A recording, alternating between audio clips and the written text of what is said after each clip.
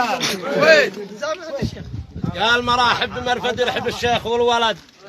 رماة المضلع رماة المحاجر بالمروت المضلعة وسيل الحرد لاقى الضمد شلما وجد وجيش الحند مكبر قدايف مدافعه ضيوف الضلع حياب من عندنا وفدوا مثل البخيتلة وصدوا لنا سعه هو الجار ذو القربى في العون والمدد ولا ها هو الجار ذو القربى في العون والمدد ولا عاد تفصلنا قراديع على صعاه خلطنا الدماء والحد والروح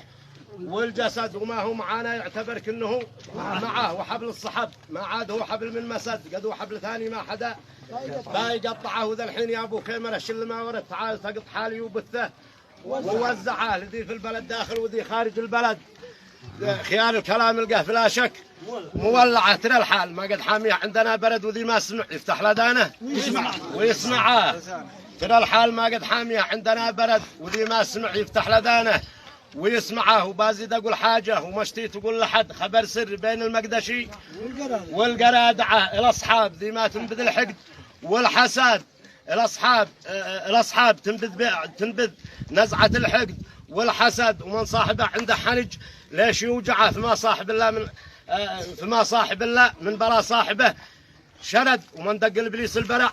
بايبرعه وما قد وقد ما ينفع قول قد وقد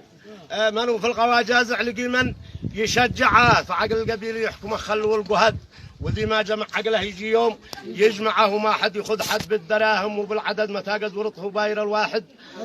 أربعة متى قد ورطه باير الواحد أربعة يقول المثل من قد زرع جربته حصد وقال المثل من شط ثوبه يرقعه ودام السرور ما حاله صح لسانك وصركم دائما ولا صالح